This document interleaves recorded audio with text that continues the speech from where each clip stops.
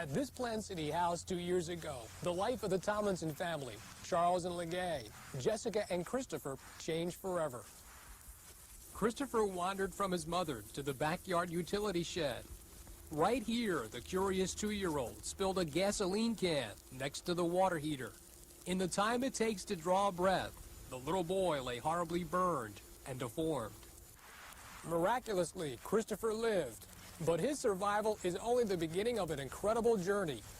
Tonight, we'd like you to join the Tomlinsons for a story of love, devotion, and faith, and to meet a remarkable little boy, the boy behind the scars.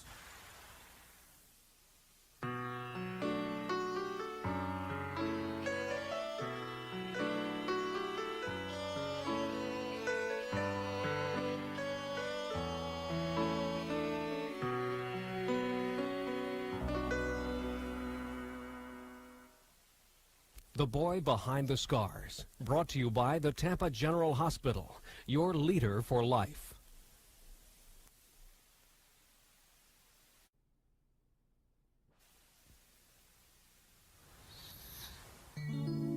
Christopher sleeps deeply.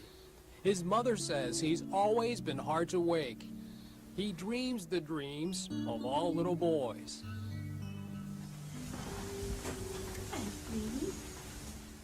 It's a morning like any other, but the days don't begin in Plant City anymore. Okay. Mommy, warm me up. Nice and warm. It's your door locked.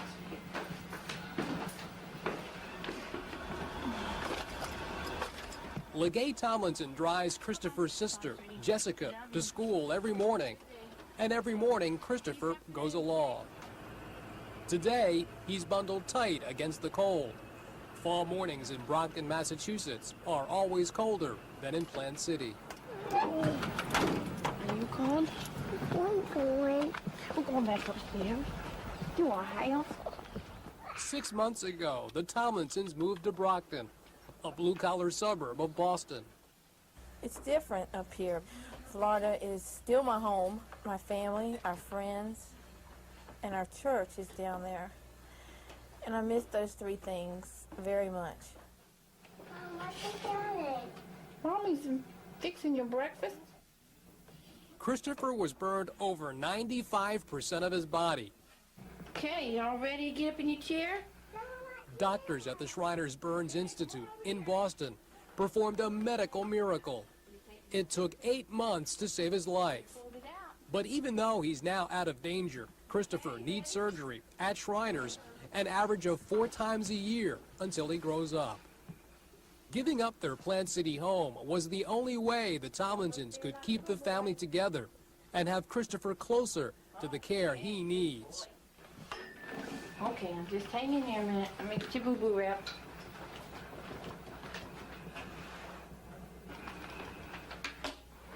Okay, give me a hand.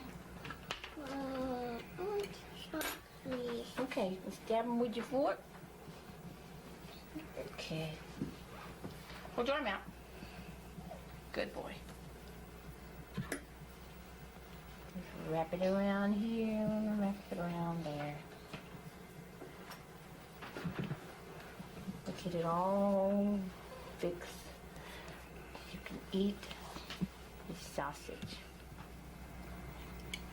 That must be good. Is it good? There, you sit right here. It's been a massive adjustment for all of them. Be careful. Have a good day. For Charles Tomlinson, it's an adjustment that begins before dawn. He goes off to work at an ice cream factory, a job that pays $7 an hour. That's half of what he earned at a Polk County phosphate mine. What he brings home barely pays for a cramped 2-bedroom apartment in an area that's one of the most expensive housing markets in the country.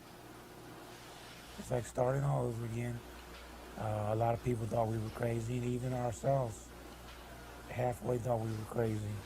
There's a lot of things that we had that we don't have now, but we've gotten to be where we appreciate life, appreciate each other, being with each other, and appreciate knowing that Christopher is within a safe distance of having the proper medical care.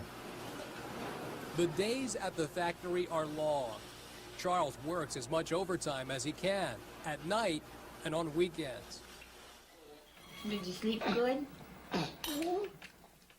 The job of caring for Christopher belongs to Legay.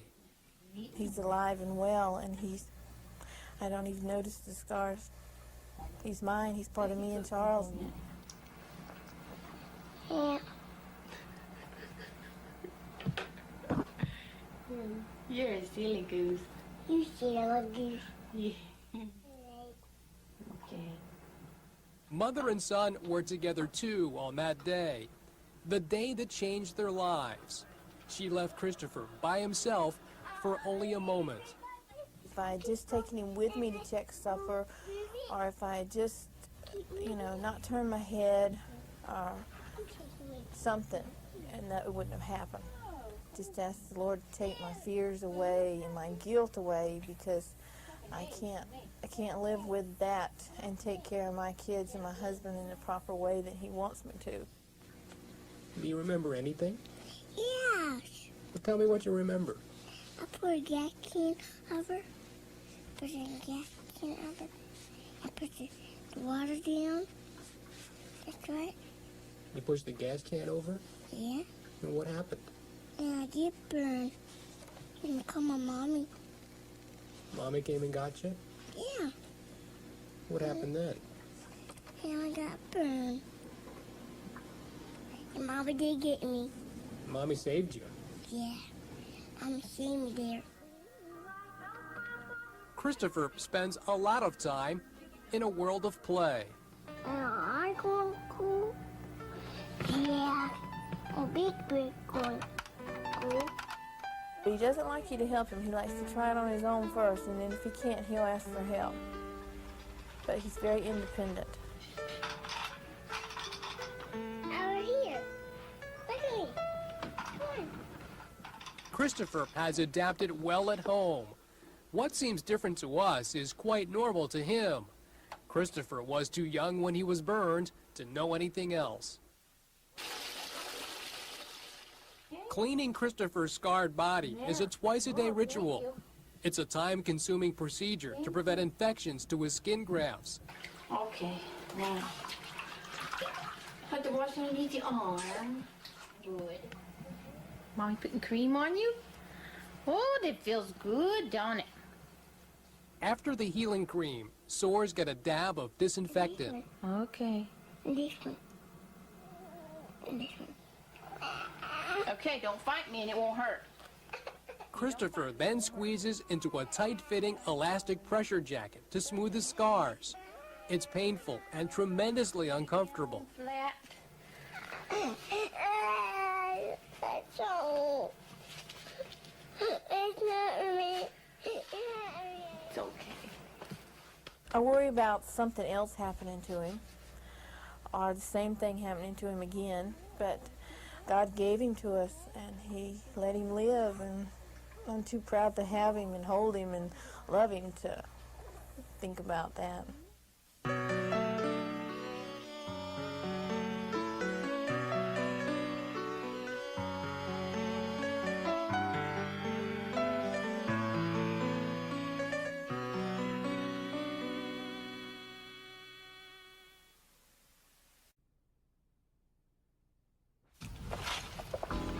You got your Bible? Sunday is a special day for the Tomlinsons, a day of togetherness and worship. But they travel a different road to church than in Plant City. This is Boston, a city of highways and high-rises.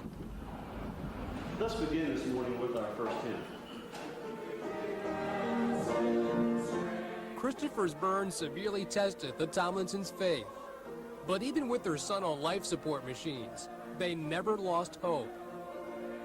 We all held hands in the waiting room. We all prayed for Christopher and for God's will to be done in his life.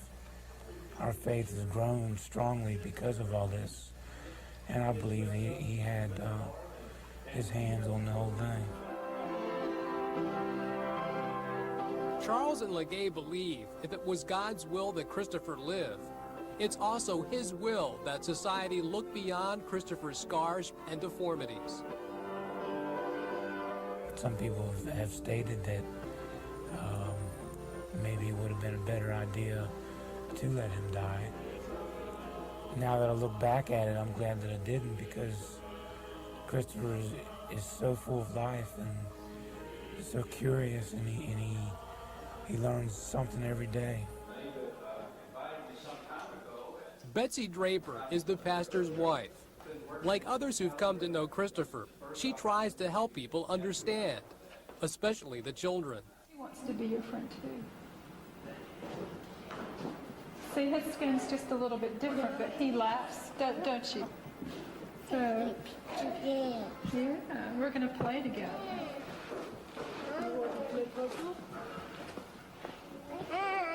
Really?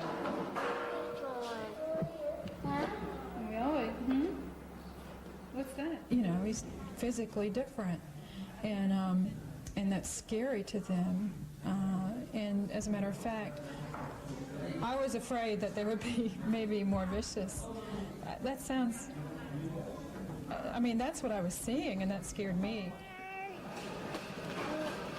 In public, stares are an uneasy way of life for the Tomlinsons. Mama! Move. Mama! Shut up and let Mommy, look at his face. Do they look away? Mm-hmm. Does that make you sad? Mm-hmm. And why does it make you sad? Because. Is it because they don't like you? Mm-hmm. They told me I'm pretty. They told me I'm ugly. That you look ugly? He'll grab a hold of my hands or, you know, hug up against me real tight, you know, to hide his face. Or he has told his daddy several times, you know, that little boy called me a monster, or that little boy said I was ugly, and he's asked me times before if he's ugly. Why was you in the hospital? Because I got a boo-boo. Where did you get boo-boos? Where'd they come from? There's fire. In the fire. Legay and Charles know they can't protect Christopher from the cruelty. The soft, fair-skinned features of a little boy are gone forever. You know who that is right there? That's Christopher. That's Christopher, that's right. Was you born there? No.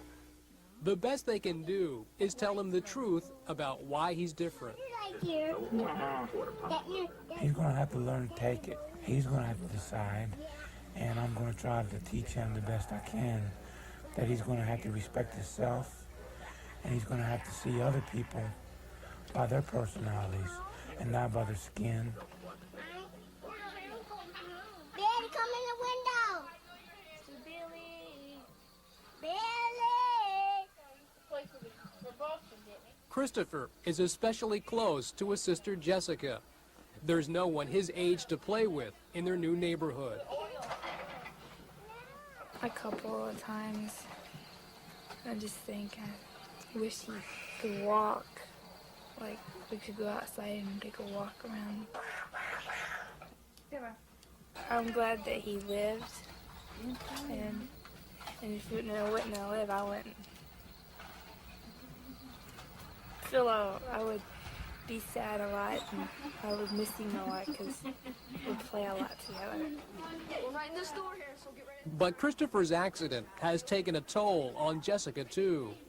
Leaving behind familiar places and faces is hard on any 13-year-old. It's even tougher since suddenly all the attention is focused on Christopher. She never says anything. You can see it in her face sometimes. But we always tell her that we love her. We just have to show more attention to Christopher because we have to do more for him. Huh?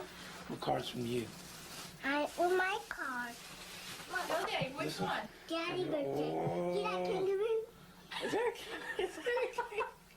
Look, kangaroo. Yeah. Where's his eyes? Eyes one right there. Where's his nose? Christopher doesn't scar this family portrait. Adversity has drawn them closer and made their lives rich with love. 1, 2, 3. Happy birthday to you. I come home and I'm kind of a little mad or a little grumpy, and then I see Christopher, and it all changes. There's big things I thought were big, all of a sudden turn to tiny things.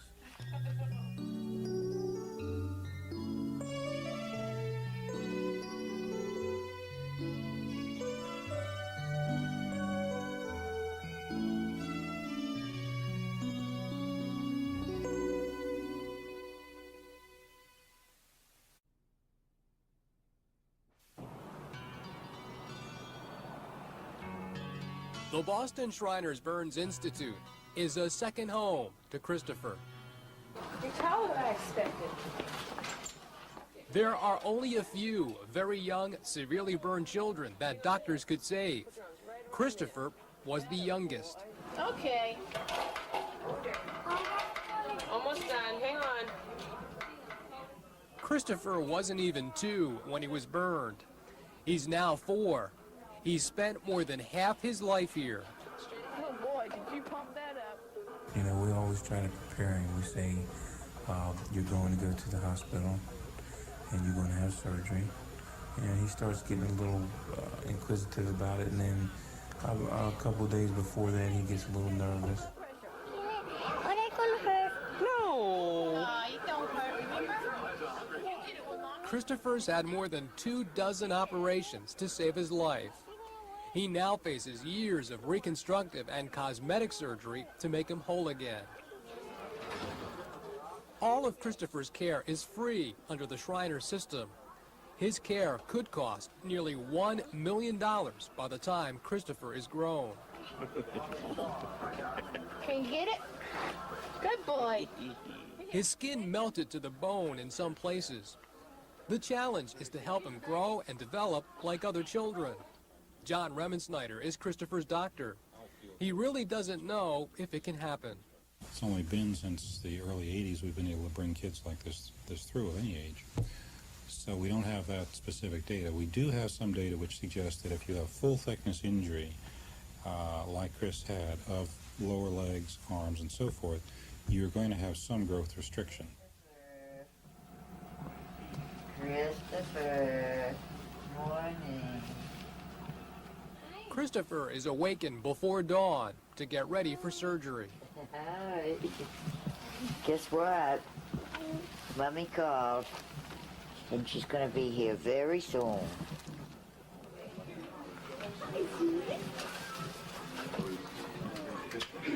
How are you? You gonna get your Johnny on? Legay and Charles must appear upbeat to keep Christopher calm. The surgery scares them as much as it does Christopher.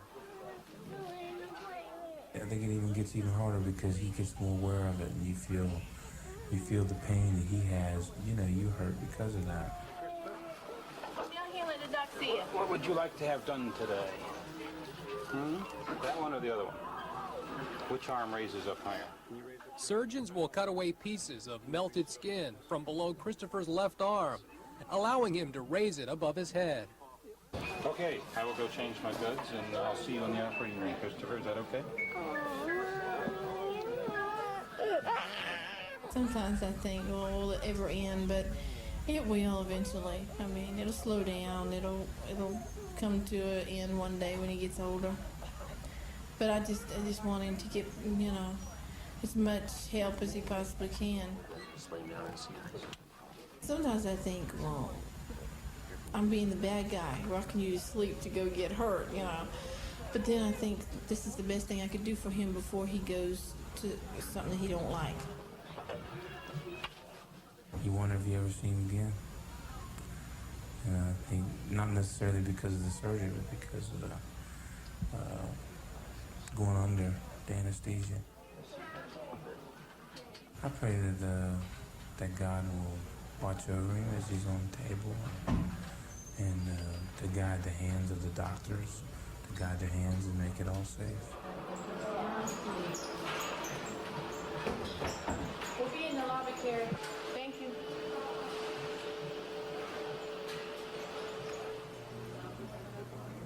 To help pass the time, they roam the hallways with a friend.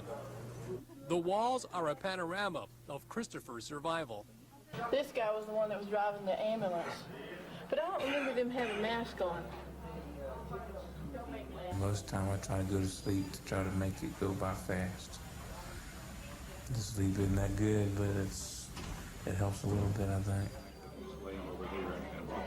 The waiting this time is shorter than usual, about 2 hours.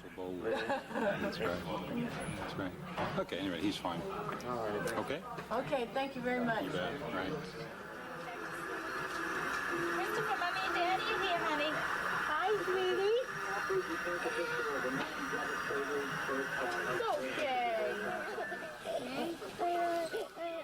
He's given a potent pain-killing drug, but it isn't always enough. Doctors took skin from his behind to cover the wound under his arm. Christopher's buttocks and groin are the only places that weren't burned. He had an operation too, and he got a splint in the donor site. His favorite doll has a dressing just like Christopher's. It's part of the healing process, letting Christopher know he's not alone while getting well.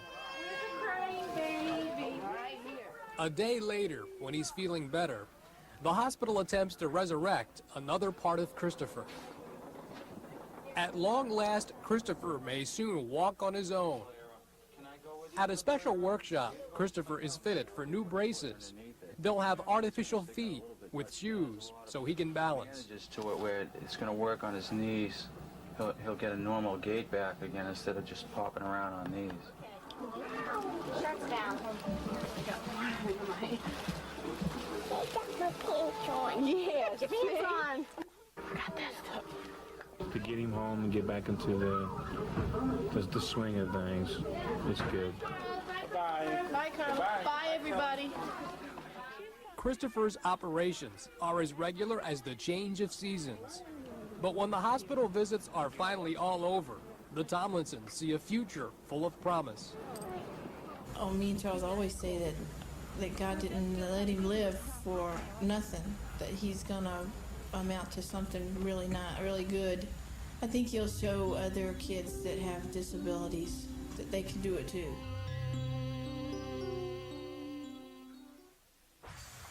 By opening their life to you, the Tomlinsons hope to share the joy that Christopher brings to them every day. Even though this will always be home in their hearts, the Tomlinsons say they'll probably never live in Plant City again.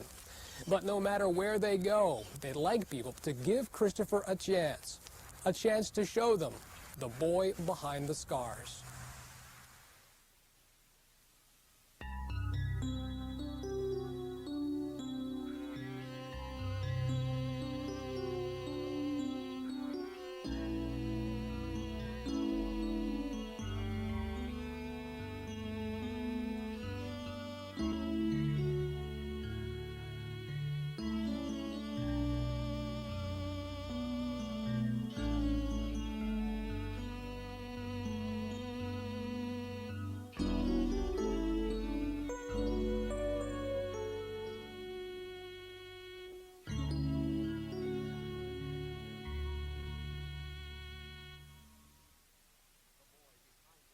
The Boy Behind the Scars has been brought to you by the Tampa Bay Regional Burn Center at the Tampa General Hospital.